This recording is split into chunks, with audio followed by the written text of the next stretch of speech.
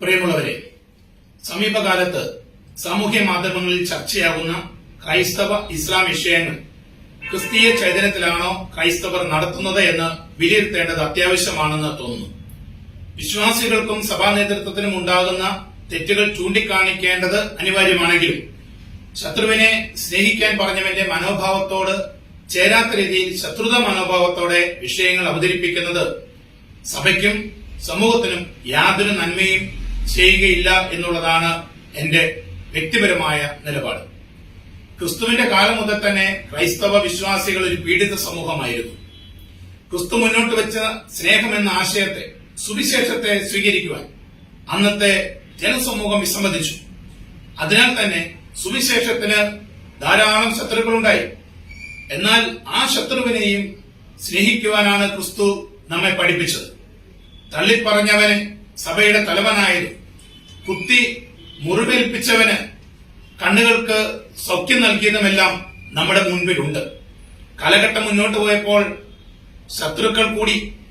ആദ്യ നൂറ്റാണ്ടുകളിൽ ഈ ശത്രുത വ്യക്തി കേന്ദ്രീകൃതമായിരുന്നുവെങ്കിൽ പിന്നീട് പ്രത്യയശാസ്ത്രങ്ങളായി. 7-ാം നൂറ്റാണ്ടിൽ പിറവിയെടുത്ത ഇസ്ലാം എന്ന ആശയം അന്നും ഇന്നും എന്നും ക്രൈസ്തവ വിശ്വാസികളുടെയും ഏറ്റവും വലിയ ശത്രുവായി നിലകൊണ്ടു. ക്രൈസ്തവ വിശ്വാസത്തെയും വിശ്വാസികളെയും ഇല്ലായ്മ ചെയ്യാൻ ഓരോ ദിവസവും അവർ പരിശ്രമിച്ചുകൊണ്ടിരിക്കുകയാണ്. പിന്നീട് കമ്മ്യൂണിസവും നിരീശ്വരത്വവും കടന്നു വന്നു. ലോകമെമ്പാടും ക്രിസ്തുവിന്റെ സഭ അതിഭീകരമായി പീഡിപ്പിക്കപ്പെട്ടു.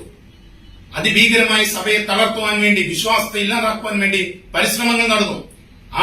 എന്നാൽ പരിശുദ്ധ സഭ, വിശ്വാസ സമൂഹം അതിനെ പ്രതിരോധിക്കുന്നതോടൊപ്പം തന്നെ ആ പ്രത്യയശാസ്ത്രത്തിൽ വിശ്വസിക്കുന്ന ജനസമൂഹത്തിന്റെ മാനസാന്തരത്തിന് വേണ്ടി പ്രാർത്ഥിക്കുകയും പ്രവർത്തിക്കുകയും ചെയ്തതിന്റെ ഫലമായി രാഷ്ട്രങ്ങൾ പോലും ക്രിസ്തു വിശ്വാസത്തിലേക്ക് കടന്നു വന്നത് ചരിത്രം നമ്മുടെ മുമ്പിലുണ്ട്.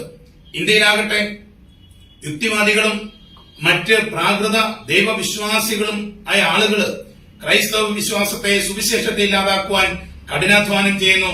പക്ഷേ ഇന്നുവരെ ഒരു ഫലവും കാണുവാൻ സാധിച്ചിട്ടില്ല. ഇത്തരക്കാരുടെ ആക്രമണങ്ങളിൽ പെട്ട ക്രൈസ്തവ വിശ്വാസ സമൂഹം ഒരു കാലഘട്ടത്തിലും ആയുധമെടുത്തില്ല. അവരൊരിക്കലും ശത്രുവിനെ വ്യക്തിപരമായി ഇല്ലായ്മ ചെയ്യാൻ വേണ്ടി ശ്രമിച്ചില്ല.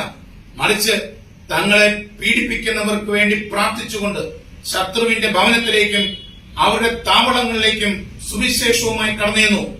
ലോകത്തിന് ഇന്നും മനസ്സിലാക്കാൻ സാധിക്കാത്ത വലിയ മാനസാന്തരങ്ങൾ അത്തരം പ്രവർത്തനങ്ങളുടെ ഫലമായിട്ടുണ്ടായി.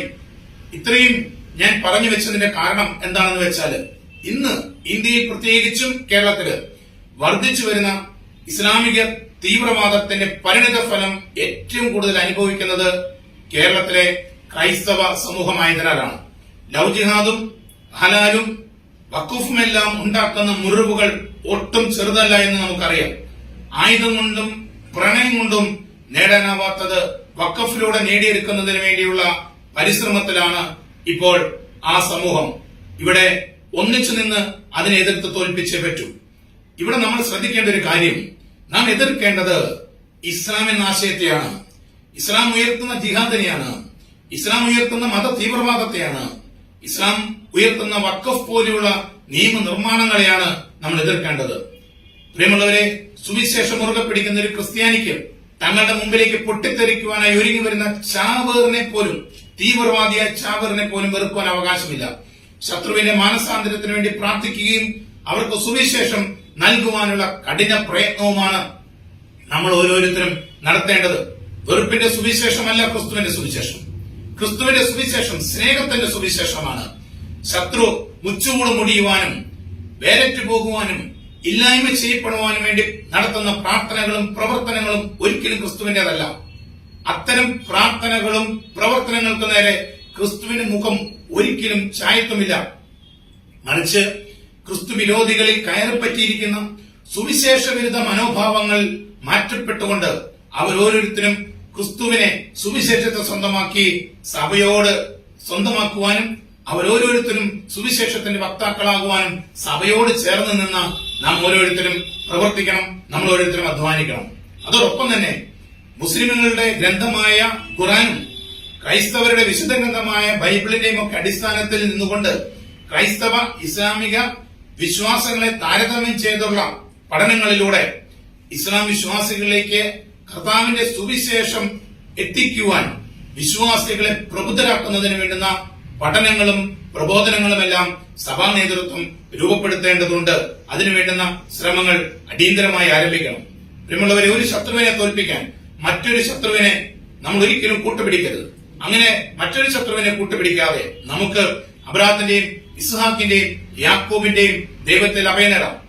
അതിനായുള്ള പോരാട്ടത്തില് ആദിമ ക്രൈസ്തവ സമൂഹത്തിന് കരുത്തായിരുന്ന കർത്തൃപ്രാർത്ഥനയും തൃത്വസ്തുതിയും വിശ്വാസ പ്രമാണവും ദൈവവചനവുമെല്ലാം നമുക്ക് ആയുധമാക്കാം. അവസാനമായി ഒരേയൊരു കാര്യമേ പറയുവാനുള്ളൂ. സഹോദരന്റെ കാവൽക്കാരനാകേണ്ട ക്രൈസ്തവർ ഒരിക്കലും ഘാതകരാകാൻ പാടില്ല.